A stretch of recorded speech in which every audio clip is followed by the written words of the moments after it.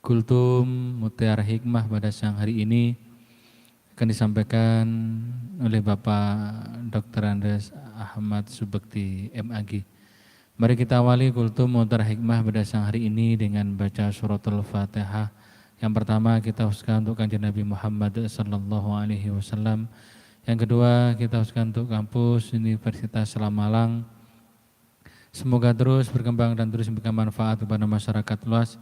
Yang ketiga kita huskan untuk seluruh sivitas akademika Yunisma, semoga diberikan keberkahan dalam hidup.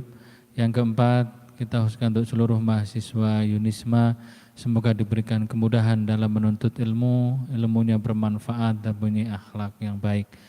Yang kelima kita huskan untuk sivitas akademika Yunisma yang sedang sakit, semoga diberikan kesembuhan oleh Allah, dan yang sudah wafat semoga ditempatkan di surganya Allah Subhanahu wa Ta'ala. Yang keenam kita huskan untuk seluruh alumni Yunisma, semoga diberikan kesuksesan dan kebahagiaan. Syahulillahi lana wa lahumul Fatihah.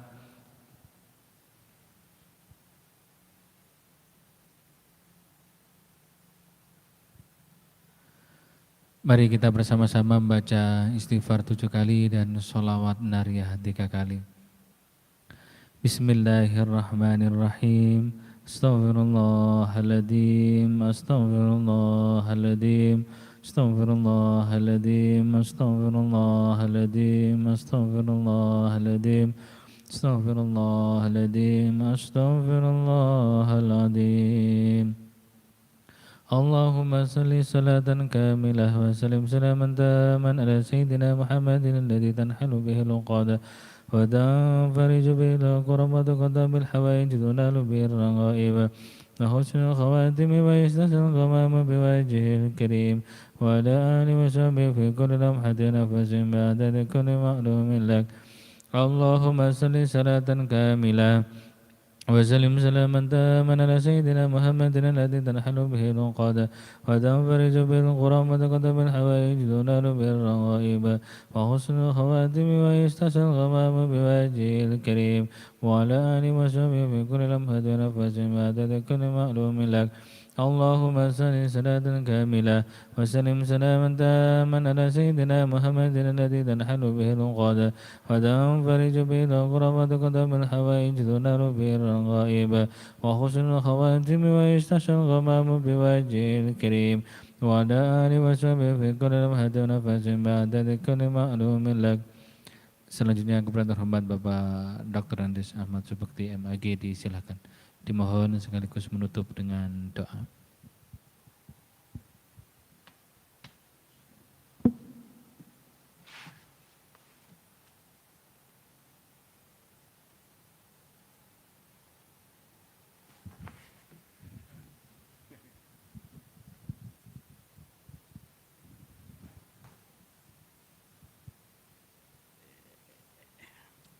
Assalamualaikum warahmatullahi wabarakatuh. Bismillahirrahmanirrahim. Alhamdulillah hadana li dinihil qawim wa bayyana lahu siratal mustaqim. Asyhadu an la ilaha illallah wa asyhadu anna Muhammadan abduhu wa rasuluhu amma ba'd. Bapak Ibu jamaah salat zuhur rahimakumullah. Sudah lama saya absen dan memang pandemi ini, jadi pokok bahasan yang diberikan ke saya itu sebetulnya waktu itu adalah tujuan syariah atau maqasidus syar'i. Saya menyimpulkan ada 5 ya, mungkin sedikit aja.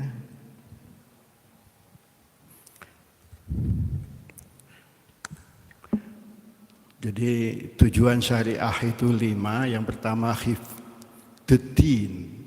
Intinya adalah segala aktivitas orientasi di dalam hidup kita itu harus mengacu pada orientasinya ke agama, niat ibadah. Itu yang pertama. Kemudian yang kedua, hifdzun nafas, menjaga, memelihara jiwa. Artinya di dalam syariat hukum Islam itu jiwa sangat dihargai, sehingga kita wajib juga menjaga jiwa kita, yaitu dengan memelihara kesehatan kita. Termasuk pandemi ini ada hikmahnya bagi kita untuk menjaga kesehatan, kebersihan dan lain sebagainya. Di samping nggak boleh menyakiti, bahkan mungkin di sini ada dikatakan menyakiti jiwa, bahkan sampai melakukan pembunuhan, penganiayaan, bahkan bunuh diri atau berspekulasi dengan nyawa gitu. Wala tulqu biaidikum ila tahlukah. Jadi mencoba berlagak sebagai stuntman misalnya ya. Jadi nggak bisa renang karena mungkin gengsi, akhirnya terjun ya ke kolam, nggak bisa kembali. Itu pun juga haram, nggak boleh. Itu yang disebut dengan istilah hifdun nafas. Yang ketiga adalah hifdul akal. Hifdul akal itu intinya kita juga harus bisa menjaga akal kita. Menjaga akal kita, memelihara, termasuk kita di dunia pendidikan ini harus kita asah otak kita supaya encer dan nggak tumpul. Di samping nggak boleh mabuk, minum minuman keras dan lain sebagainya. Karena itu membuat otak atau akal kita menjadi nggak sehat. Itu yang ketiga. Kemudian yang keempat, hifdun nasl, menjaga keturunan, nasab. Oleh karena itu orang yang berbuat zina itu termasuk dosa besar.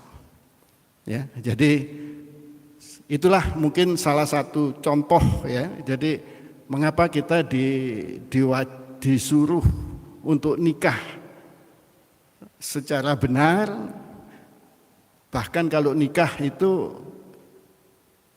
dapat pahala ya, karena ibadah.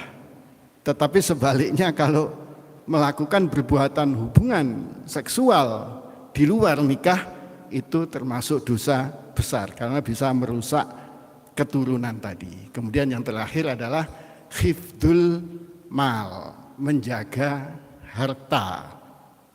Sehingga kita enggak boleh ngentit, korupsi ya, dan lain sebagainya, sampai mencuri, merampok dan lain sebagainya. Itu kesimpulan saya kaitannya dengan maqasidus syar'i atau tujuan syariah.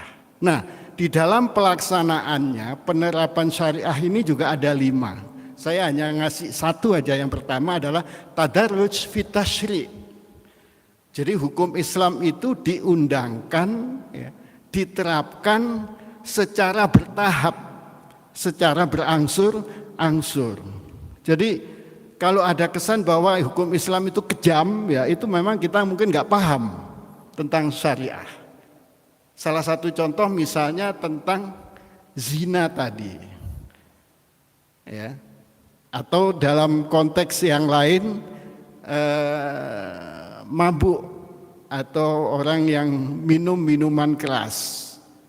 Dalam ayat dikatakan yasalunaka anil khamri wal maisir kul fihi ma ismun kabirun wa manafi'ul linnas dan seterusnya. Jadi pertama tidak haram pada zaman Rasulullah itu minum minuman keras tidak diharamkan. Kayak sekarang mungkin di daerah dingin sana mungkin kalau nggak minum malah sakit misalnya. Itu awalnya begitu.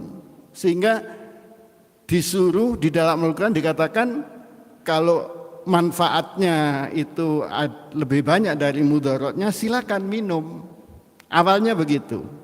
Kemudian karena ada juga yang minum kemudian sholat, kemudian jadi imam, kemudian linglung gitu ya, baca surat Al-Kafirun dibolak-baleni gitu ya. Waktu itu sahabat. Akhirnya muncul tahapan berikut, wala taqrabus shalah wa antum sukaro.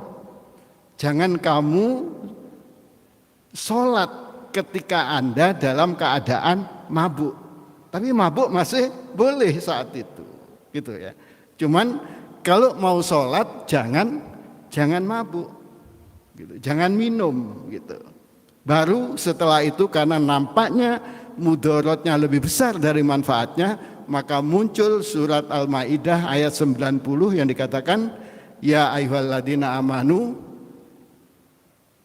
innamal khamru wal maisir ya, wal ansabu wal azlamu rijzum min amalis syaiton fajtanibuhu gitu. Jadi baru setelah ternyata memang banyak mudorotnya baru diharamkan termasuk minum minuman keras tadi. Itulah sekedar mungkin nomor satu ya. Jadi kaitannya dengan penerapan atau asasus syar'i. Jadi asas-asas atau prinsip-prinsip syariah tadi. Demikian Bapak Ibu sekalian, mudah-mudahan sedikit ini ada manfaatnya. A'udzubillahi minasyaitonirrajim. Bismillahirrahmanirrahim. Allahumma sholli ala sayyidina Muhammad wa ala ali sayyidina Muhammad walhamdulillahirabbil alamin. Allahumma ilman nafi'ah wa amalan sholihah wa rizqan halalan thayyiba bi rahmatika arhamar rahimin. Rabbana adkhilna mudkhala sidq wa akhrijna mukhraja sidq waj'alna min ladunka sultanan nasira anta wali fid dunya wal akhirah tawaffani musliman walhaqni bisolihin. Rabbana hab lana min azwajina wa dhurriyyatina qurrata a'yun waj'alna lil muttaqina imama. Rabbana atina fid dunya hasanah wa fil akhirati hasanah wa qina adzabannar. Sallallahu ala sayyidina Muhammadin nabiyil ummi wa ala alihi wasallam. Subhana rabbika rabbil izzati amma yasifun wa salamun alal mursalin alhamdulillahi rabbil alamin. Assalamualaikum warahmatullahi wabarakatuh. Allahumma salli ala nuril anwar wasiril asrari wa tiryakil ayar wa miftahim babil yasari sayyidina wa maulana Muhammadinil Mukhtar wa